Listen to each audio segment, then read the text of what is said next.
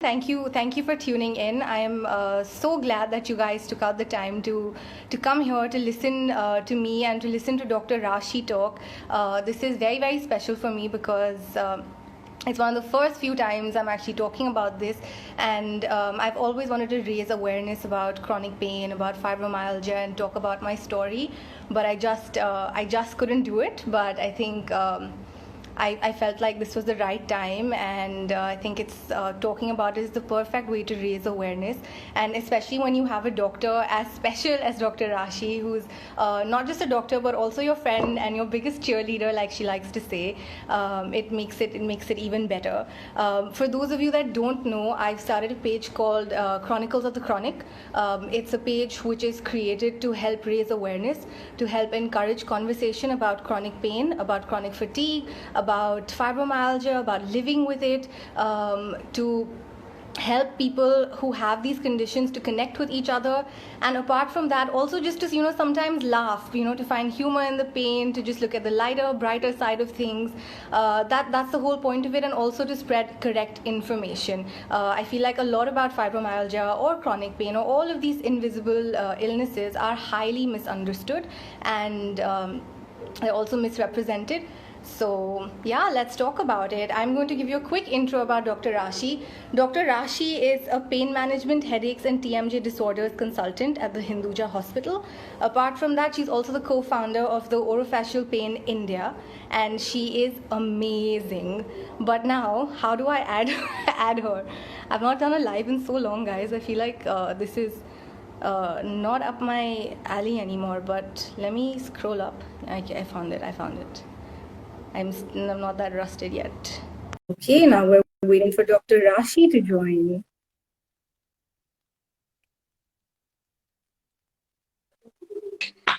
Divya, you did it. Can you hear me? Can you hear me? Can you guys see us and hear us? I can hear you, but it's in like slow-mo. I think your internet is My is a little internet? off. All our One internets are second. off.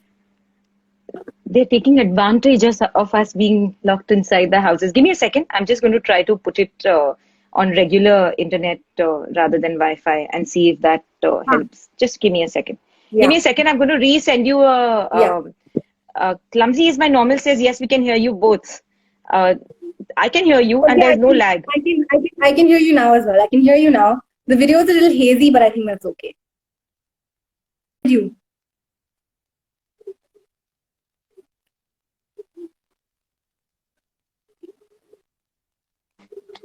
Can you see me and hear me? Yes, finally. I can't hear you too well. Yeah, this is funny. Racks exploring. We're exploring internet right now and figuring out all that it can throw us. But we don't get beaten easily, right? Absolutely. Darling, can you hear me? Because your voice is going a little up and down for me, Divya. Yours as well. It's breaking for me. Okay. Do you want to go to the same place that you do your lives from? Yeah, I am in the same spot. But I think it's good. I can hear you. It's not that loud, but it's good. And if everybody can hear us, then just give us a couple of thumbs ups. Yeah. Hearts, thumbs ups, whatever you want to throw at us. Okay, superb. Everybody can hear us both, which is great. Divya, thank you for doing this. Thank you for starting Chronicles of the Chronic. Guys, if you all are not following it yet, just go on it. I have such praise for Divya, but I think it'll become into a 45 minutes of us just talking about each other. Yeah, we do. And the reason we do is something that I want to share with everyone who's tuned in. And that's because I've been a silent spectator, a sort of overtrained traffic policeman in Divya's journey. I have seen her grow in ways and climb mountains that she thought she never could, all because of the awareness that she was able to gain about her own body. So Divya, I'm so happy to be here, and I'm so happy that I get to see you whole and healthy. So yeah, that's wonderful. Yay! No, thank you so much for doing this. I think ever since I put out that we were going to do this live, there were so many questions. People in the comments are saying bad Wi-Fi is the pain too. Chronic warriors battling bad Wi-Fi. That's the worst kind of pain. But Yeah, we all are, no? Guys, it looks like the Wi-Fi is good for now, but if it tends to go a little cranky on us, just write in so that we know that we are not talking randomly. I think that'll be good. Yes, please do. But coming back, since I put up the post that we were going live and I told people to send in their questions, I had such a good response, and I was really surprised that there were so many people that were interested, so many people who feel like they're going through similar things, or people who are actually going through similar things. But I want to ask you, that generally when you talk about pain, people say, everybody gets pain. What's the big deal about pain? I get headaches every day, or like my hand hurts someday, or but what is pain? So we're going to keep it as simple and fun as possible so that everyone who's tuning in understands. We're not going to get overly medically jargony over here, if that's a word. But none of us enjoy pain, right? When pain comes, we feel discomforted. We feel that it's something that's inconvenient, that's taking away from what we should be doing or can be doing. But pain is your body's kindness. And I'm not saying this because I'm a pain doctor, but your body is so beautiful. It produces pain only when it wants to reach out to you and tell you that you need to focus your attention somewhere that you're missing out, right? Let me give you a small example. If someone were to fall down and break their hand, the moment they experience the level of pain, they immediately know that it's something that needs to be looked after. However, when someone has, say, pain that goes on for a long time or has headaches, which are very often, the tendency of the human being or the tendency of someone who wants to get back to their lifestyles is to pop in a painkiller and literally like goli lijiye kaam pe chaliye, right? Yeah. But guys, this is me sending out a big heart to all the pharma companies at the beginning of this lecture. I'm not dissing you all. You all do wonderful work. But allopathy, especially painkillers, are often misused, overconsumed, and people tend to take them without recognizing what it is that their body is trying to communicate with them. Let me give you a small example. Now, if you did have a hand that was fractured, and if you pop in a painkiller, for the 5 hours that you are on the painkiller, your body doesn't recognize even that your hand is fractured, right? But the reason that happens is because the painkiller actually works on stopping all responses from reaching your brain rather than looking after the source of injury. We all know now that if someone has a fractured hand, the painkiller is not going to work. It's going to reduce swelling temporarily. But what's going to work is fixing the bone. Similarly, all pains of the body, even headaches, like there are people who will walk into my clinic and say, I have a normal headache. There is no normal headache. You shouldn't have a headache. Your body is extremely kind, extremely forgiving and loving to you. So your body is not meant to be anything except healthy and whole. Your body works even if you don't do anything. Let me give you an example. If your hand has a cut on it, even if you just sit and stare at it for 15 minutes, your body works at repairing that tear in your skin and the bleeding stops, right? You don't need treatment. So even if your body has any kind of discomfort or disease, the body doesn't wait for you to go to a doctor, meet a specialist. It kicks in. It starts doing what it needs to. And pain is its only way to reach out to you and tell you that, Baba, hello, I'm here because you need to look after it, right? Not just subdue or suppress the symptoms. So, that's what pain is. But to add on to that, a pain is very subjective because no one can see it, right? My pain is what I say it is, when I say it is, and how I say it is. There are various scales that people have tried to make to evaluate pain, but pain is extremely subjective to the person who's feeling it, when, how, where, and therefore the perception of your pain is also really important aspect of pain and pain management. So that's what pain is. I think I'm an overqualified detective that helps you figure out where it is, and why your body is trying to communicate something, what it is that you have missed from your Yeah, body. yeah, yeah. But continuing with that conversation, So what is the difference between chronic pain and acute pain? Because we hear these two terms all the time, right? You hear doctors say it, you hear patients say it, but what's the difference between that? it's a fabulous question. And I know this is something you have heard these things, because I Yeah, like keep like always. beating it into my patients' heads, because awareness is key. You need to know about your body in order to be able to get to the point of absolute wellness. Yeah. So our body is super kind. Like I said, it produces pain when there is either some injury or some threat of injury. So let me give you, I'm going to throw in a lot of regular examples in here, guys, okay, so that we are all understanding it. So even if a machhar comes and bites Hmm. you, your body will produce the 5 signs of inflammation to let you know that there's been some attack or some injury or some trauma, Yeah. right? So if you have anything, even if you cut your hand, you touch an iron, anything that you do which is not helpful for your body will produce inflammation, which is marked by, say, redness, swelling, pain, a raise of temperature in that area, and there will be some loss of function. You'll feel like itching, for example, like we were talking about the Yeah. machhar bite. But the moment that external stimulus stops, the pain goes away, because your body also regulates and looks after itself. If we have had, say, a cut on our finger, there is inflammation, body heals it, right? Now that is acute pain. That pain comes really quickly, tells you something is going on. You look after that pain, you look after the source of injury, and the pain goes away. Now, what is not cool is when there is no real source of pain, there is no injury, there is no impending activation of the inflammation system, but the body, in spite of all of that not being there, continues to be in a Hmm. state of pain. That is chronic pain. And the easiest way to know whether you have acute pain or chronic pain is to ask yourself that, acha, how long has this lasted me? So chronic pain tends to be spanning from weeks to years. Okay, the time frame is relatively longer than what it would take for normal inflammation to be looked after. And the second thing is you have to always see if there is some kind of source of injury or trauma. Like, for example, there are many patients who will come and tell me, I have very severe chronic pain because I have it for 20 years. I can understand that. But then you realize that for 20 years, they've been working out every single day and causing repeated acute pain to their Hmm. body.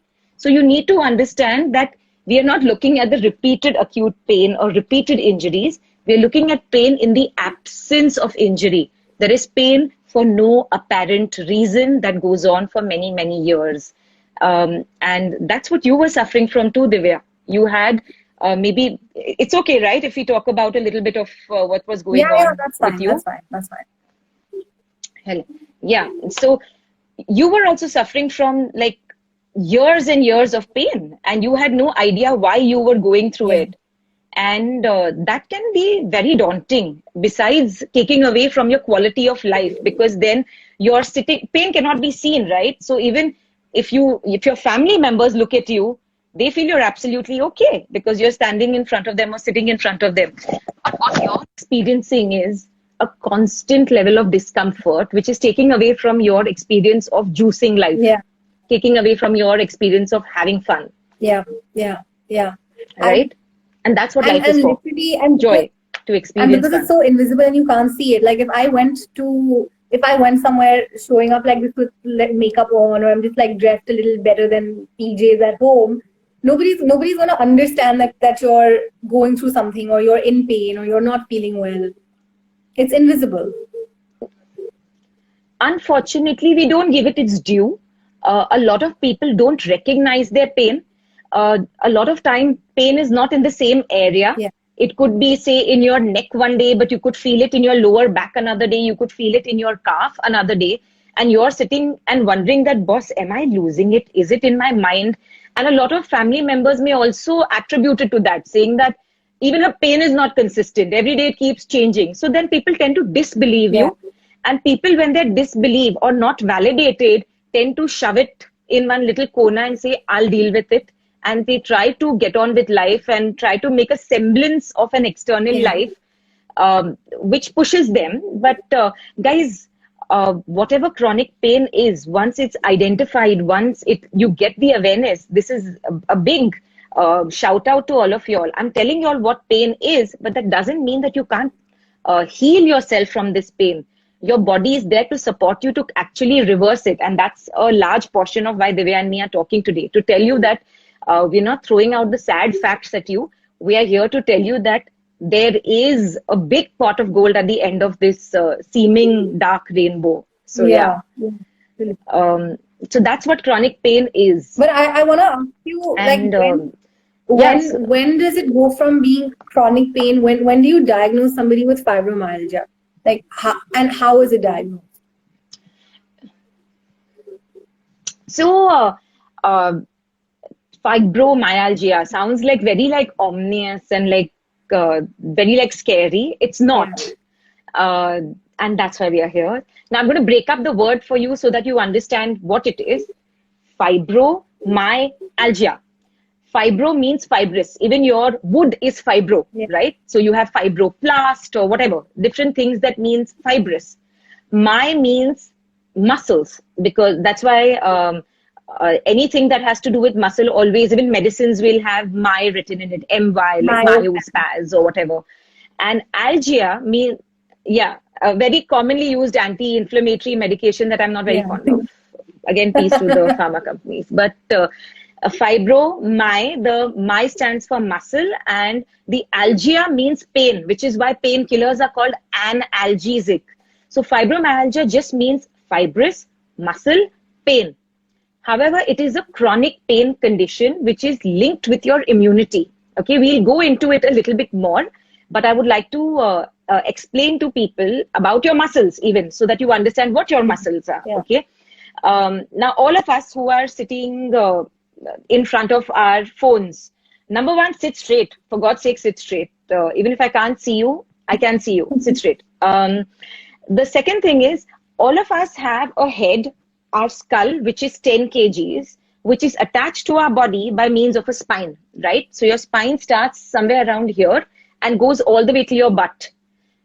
But in your neck, there are only 6 rings of bones that connect your head to the rest of the body, right? Now, technically, if I were to put something so heavy on something which is so straight, imagine a bowling ball on top of a jhadu. It would fall because gravity as a physical force is more powerful. But our head doesn't topple over. And the reason our head is able to remain stable and not move around like one of those Jaipur gudiyas is because there are muscles that make up our entire body. It's connective tissue. It connects our entire body. But muscles far away from our head, from our chest, from our arms, from our lower back, they go upwards, crisscross, literally like onions, like layers of an onion at our neck, and go and attach themselves onto our head. So if I ask anyone to move their neck, and you all are welcome to do it, just moving your neck, you'll be able to feel a couple of the muscles, right? So these muscles are further away, starting further away from where they are actually attached. And our muscles are meant to be loose, elastic, easily mobile, very free and flexible. Also, our muscles are constantly in a state of activity and recovery. So even if you're sitting on a chair right now, if you get up, you go to the loo, whatever activity you do, there is some amount of wear that happens in a muscle, and your body is supremely kind. Immediately, because it anticipated also that amount of wear, you have a level of repair that goes on in your body, right? For every activity you do, there is a level of wear, there is a level of repair. This is for someone who doesn't have fibromyalgia, okay? I don't want to call them normal because there is no normal. Either you have it or you don't have it, right? But for people who have fibromyalgia, if they have, say, an X degree of wear that they show in their body because of a minor activity, their body is very kindly doing its work. It's healing, healing, healing, healing, healing. But there is literally a few percentile difference between the wear and the repair compared to somebody who doesn't have fibromyalgia. So say in a minute, you do 100% wear and your body in a minute does 100% repair. Now imagine for someone who has fibromyalgia, In a minute, they do 100% of wear, and in that minute, their body achieves only, say, 98% of repair. So they suddenly have that lag of not being able to heal completely. And meanwhile, in the next minute, they've already gone ahead and done something else. So there's always a discrepancy between the body's wear and the body's repair. Even then, your body is super kind. So your body says, oh my God, Divya is injuring herself way faster than I can repair her, right? So what is the easiest way to stop something from getting injured? You reinforce it. You make it stronger. So the signal that your body gave to the rest of your muscles was that Divya is injuring you way faster than you can repair yourself. So let's make her muscles slightly harder. Let's make her muscles slightly more fibrous so that she can't injure them, so that we get saved, so that we look after ourselves better. But fibrous muscles over a long period of time tend to infuse stiffness in the body, makes the body feel really heavy, and our muscles are supposed to be elastic, loose, mobile. And these muscles encase our nerves, right? Our nerves are like little wires which are between these muscles. So when muscles start getting tighter and tighter or becoming fibrous, like wood is fibrous, they start pressing upon these nerves and leading also to some pins and needles, nerve pain in your body. So fibromyalgia is a condition where chronic pain is seen as muscle stiffness, is seen as often pins and needles in the body. Long-standing fibromyalgia will make a person more and more inclined to not move much. And that lack of movement also affects their endorphin levels, their adrenaline bursts, and makes them feel slightly lower, doesn't give them that boost of energy that happy hormones produce. So can also make you feel really low. When they lie down, their body doesn't open completely, doesn't rest completely. So the body feels fatigued, feels like I was lying down all night, but you wake up in the morning feeling like someone's taken a bat and beaten you up because you've been stiff and compressed the entire night. So fibromyalgia, in simple words, is fibrous change in the muscles of the body which leads to pain. And it is completely curable and reversible, guys. This is me throwing out a big bushel of happiness in your direction. That this is, we can look after it, but there are going to be flare-ups time and time. There will be people where there'll be some excellent days and you're doing marvelously, but it takes a lot to really push yourself out of that inertia of fibromyalgia. And big shout out to you for doing it. You know, Big shout out. You were just talking about how, like, you know, your muscles get really tight and you wake up feeling tired every day and you don't move. I think that was one of the few things that happened to me for a long time. Because I'd wake up feeling really stiff, right from my neck down the way to my legs. I'd feel really stiff, really tired every day. And I wouldn't move because I'd just be so tired. And because I was tired, I wouldn't move. Then because I wasn't moving, I wasn't, you know, like even keeping my body agile, mobile. And I think that's also one thing that is a downward spiral. And we must remember, you're in your prime of your life, right? You are in the prime of your life. You're a young, happy, energetic overachiever. You have done, you are out there having fun, but people looking at you wouldn't realize that ये बिचारी को उठने के लिए सुबह मदद लगती है कभी-कभी, right? Because that tends to happen. We don't recognize that. And it's so sad, Divya, now that we're talking about it. You also met me in like serendipitous circumstances. We didn't meet for fibromyalgia. We met because of her jaw joint. Now, tight muscles are attached from bone to bone, right? That's how we're able to move. So even if my biceps need to move, it's because there is a muscle which is attached all the way from one bone to another bone, and it pulls it like a lever does. So that same muscle which was tight was actually compressing on your jaw joint and was causing pains in your joint. It's only when we started talking and I literally chewed on your brain for an hour, and then we figured out that boss, this is not an injury to her jaw. This is a systemic problem that she has failed to recognize so far, Yeah. right? So it's unfortunate that that fibromyalgia is something that not too much, that not too many, it's not given its due because, in fact, pain management is not given Yeah. its due in India. There are not too many, guys, there are literally no postgraduate degrees which are offered in India for pain management, which is unfortunate.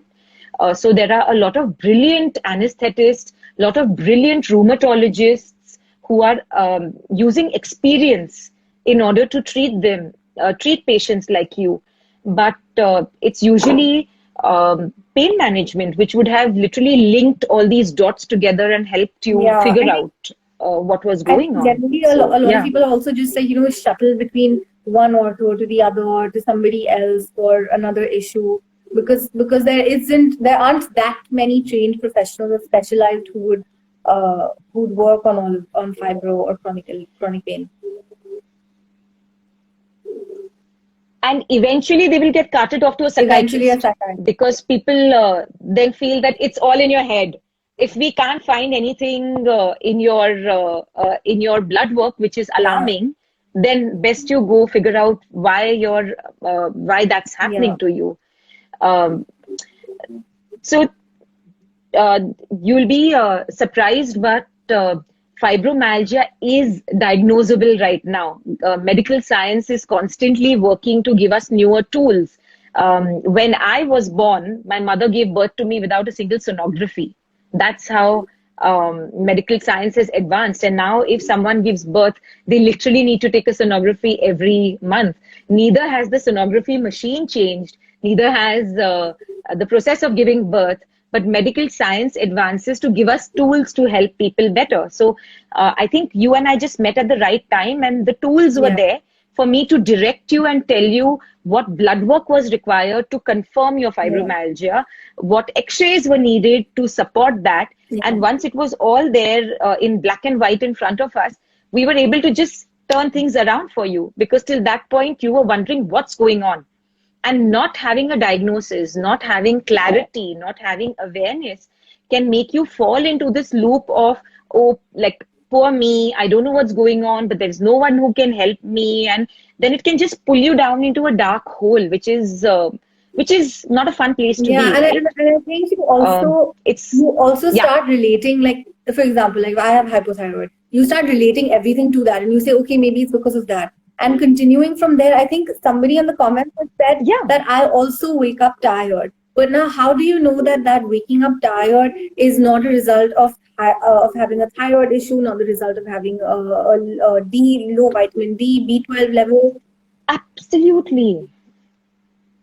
Absolutely. So the key to figuring out your body is just getting an understand. So your body doesn't require a team of doctors. Your body needs you to be able to be mindful and understand what's going on. And your body is just an aspect of you, right? You have a full emotional body, a mental body that contributes so highly to your perception of how your body is working as well. So till you don't, I'm there just as a helper. I'm not going to make you well, but I'm going to give you the guidance that allows you to figure out how to make your body work better, so that it can be a better car for your emotional and mental body to drive to the best destinations that it needs to.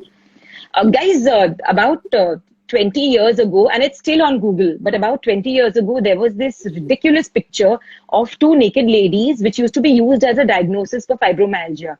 There were 12 points or 18 points marked with stars, and they would tell you, press on these 18 points. If you have pain over there, yay, congratulations, you have fibromyalgia. That's rubbish. That picture needs to be thrown out. And it shocks me to go into certain clinics and find those pictures hanging, because it's obsolete. You don't need that. Your body will show you the way. And definitely, I'm hoping that hearing what we have had to say today, it will give you some guidance that help is available and fibromyalgia can be treated. But speaking about these points that you mentioned, there are also trigger points, right? Where some Like I know that I have Absolutely. pain in those specific points as well. Where when you examine me, so how do we know what are the trigger points?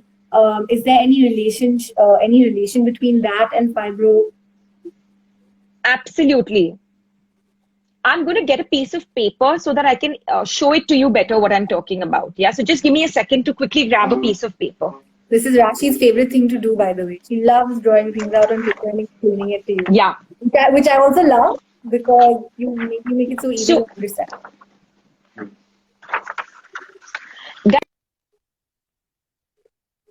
any patient, I'm not here to treat you. Your body will do it. I'm here to just give you the awareness about your body so that it's easier for you. Medicine is not so complex. Your body is not so complex.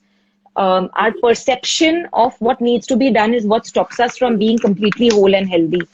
But yeah, since me and Divya were talking about, me explain something to you all. Now imagine for all of us, Divya and me had an example that we started off earlier. I'm going to go in that same flow. Now all of our heads are balanced on top of our body by our neck, right over here. Now our necks are supported by 72 muscles which are working just to keep our head straight. Now if you move your head on one side and if you just feel your neck, you will be able to feel like a little wiry muscle which starts from your shoulder, goes across the ear and on top of the head. Now for all of us, now everybody feel your muscles. Come on, bring your pincers out and feel your muscles and tell me if you feel any knots or tight things on them. Divya, go ahead, feel them. Tell me if you feel any knots on your neck. All you can Guys in your own houses, go ahead and do it. Of course, I know what your neck feels like. So basically, our necks or any part of our body is supposed to have muscles which start from, say, a point which is far away, goes across, and then goes and attaches itself, say, to the top of the head in this example. And all muscles are supposed to be loose, elastic, flexible, easily movable, and mobile. Now imagine for some reason there has been some micro trauma. It could be something as simple as you're sitting in a rickshaw, the rickshaw takes a break, and the moment the rickshaw takes a break, your entire body goes aage piche and you get a jhatka to your neck. It could be that. It could be that the kind of work you do involves a lot of desk work or laptop work. In any case, when there is any micro trauma to the neck, our body has something called muscle memory. It tends to hold that memory of that micro trauma. So what we feel is that in a certain place in your muscles, you will suddenly see a kink or a knot. So all those knots that you were feeling in your neck are actually points of spasm, points of contraction, point of tightness in that muscle.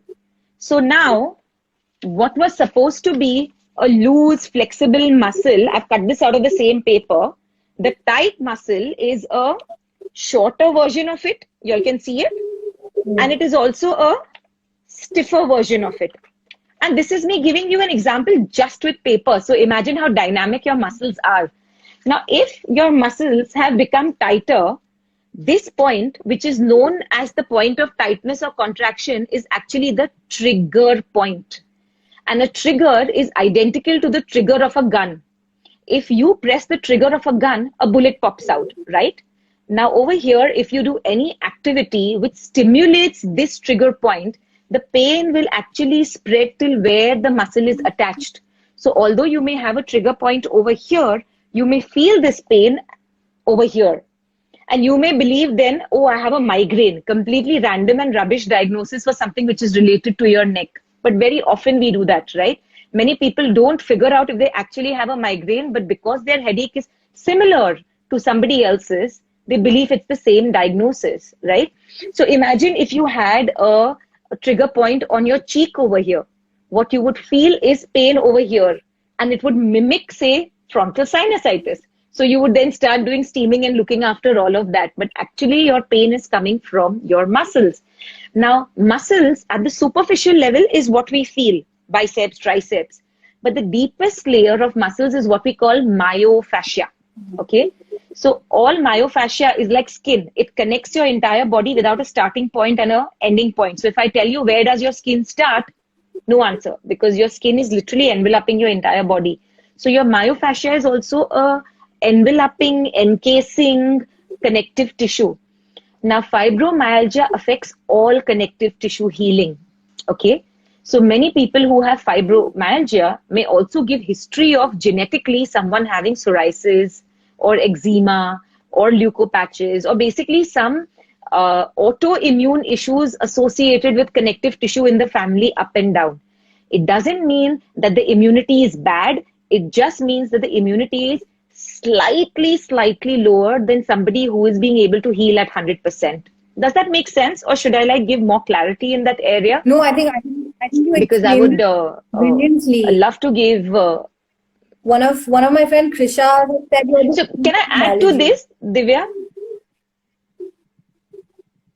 Thanks. Yeah, that's lovely. And they don't end. So I'll keep adding more. But I want to give one more example. Yeah. I'm like I told you, we need to have chatter that matters, just not random stuff. We need to make our words count so that people can benefit from it. So I'm going to add one more analogy, which is easy for everyone to understand. Is that now imagine if I take somebody, even autoimmune conditions has such a bad rep. It is, I mean, most people who walk into my clinic will walk in and say, oh my God, doctor, I have an autoimmune condition. And it's like they have defined themselves with it, which I think is so sad because if you have an autoimmune condition, it's not a life sentence. It's not who you are. It just means that your immunity is slightly wee bit different than mine. Okay. So for example, if I take someone who has, if I take 3 random people and I put them in a room and I give all 3 of them chicken pox, there is somebody who may get better in 8 days, but we'll say big whoop. 100 people got better in 8 days. So he has average immunity. There is somebody who might get better in say 4 days. We'll say, oh man, he's a superman. His immunity is fantastic. He was able to beat the virus in 4 days. But there may be somebody who gets better in say 12 days. Their immunity is very slightly lesser. It doesn't mean that they don't get better. It means that their immunity their healing is slightly slower than an average person, right?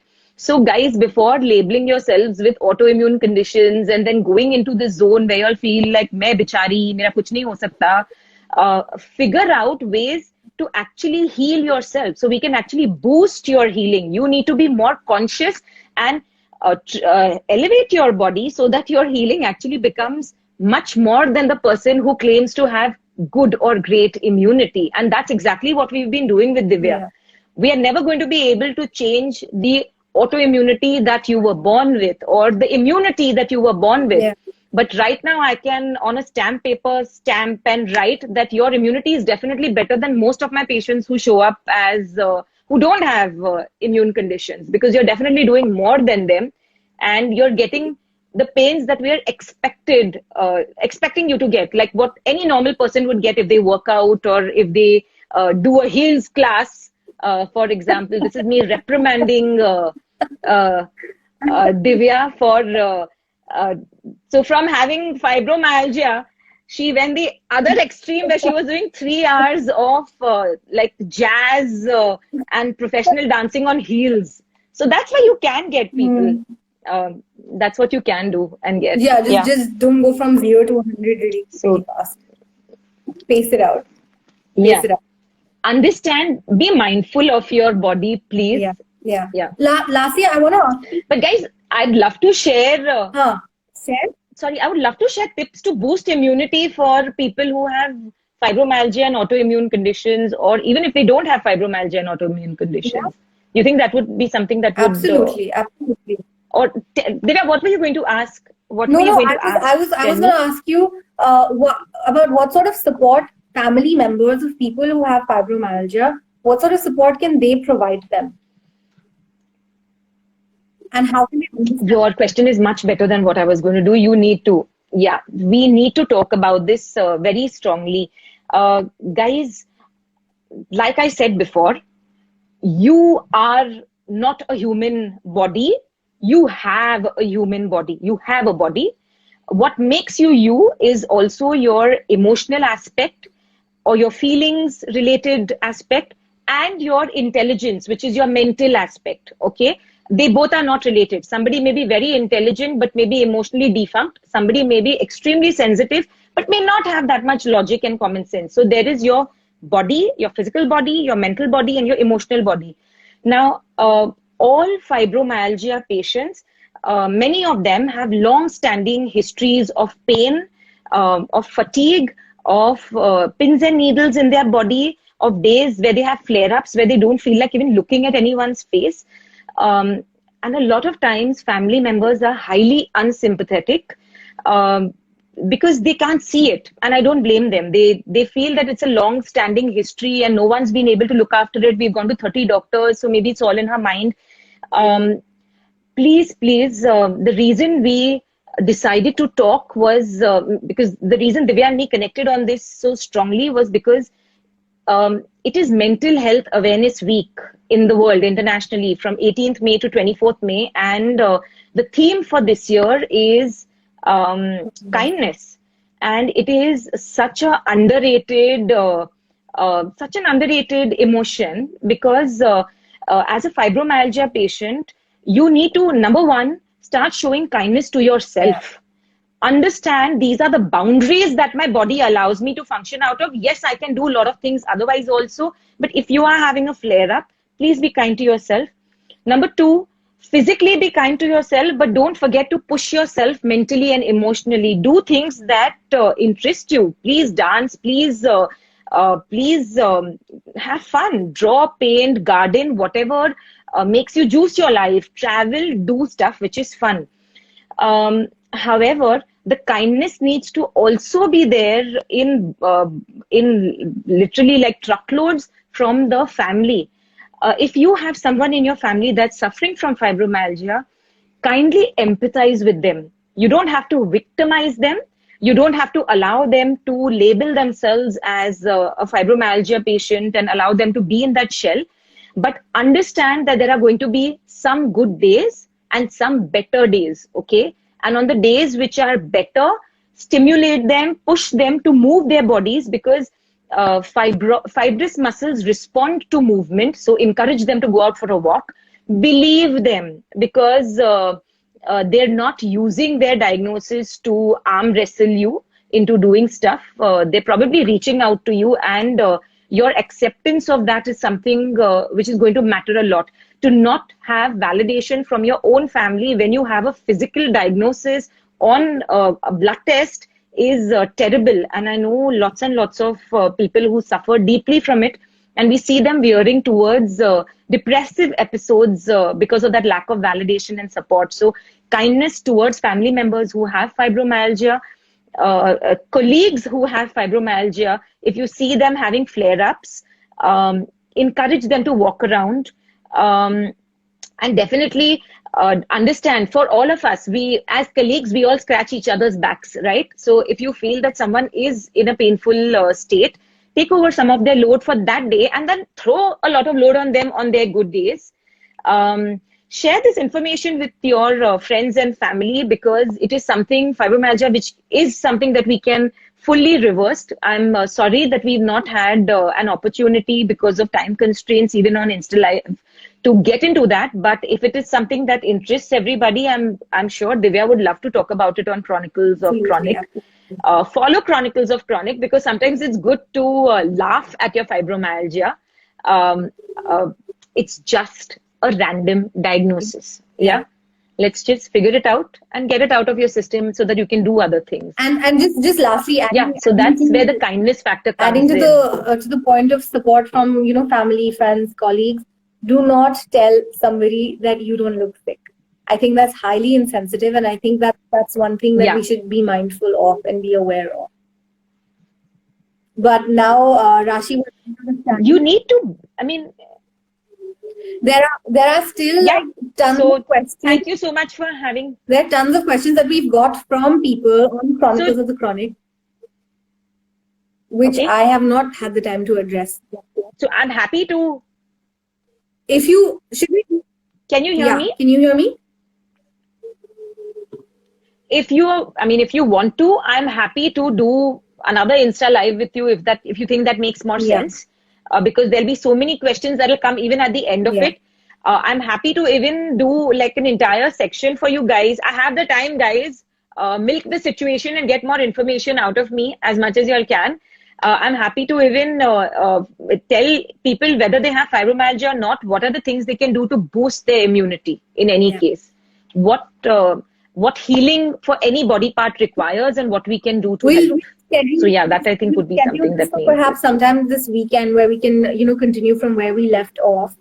Because I definitely want to save the planet. Absolutely. Yeah, sure. So thanks, Divya. I love you and thank you for organizing this. Guys, I cheer her so much because she's worked on herself. She made the choice to actually reverse this for herself. I did nothing but point her in the right direction, and she's been the one who sprinted all the way there. I'm going to shout out to Saransh as well for being so supportive, and your mama, by the way. They've been fantastic. Absolutely. Been pillars Yeah. of strength. And I think that, even to push yourself to do something, it's not possible to do it until somebody pushes you to also do that and believes in you and says you can do that. So thank you. Right? Yeah, absolutely. All right. Always. Thank you, Rashi. We will do this over the weekend. I'll figure out a time with you. But thank you so much, guys, for tuning in. And Sure. I am looking forward to doing this again with you guys and answering. I will not answer your questions. Getting Dr. Rashi to answer all of your questions. I'll come in. Thanks, Divya. Okay. Bye. Thank See you, everyone. Bye. Bye, everyone. Thanks for tuning in.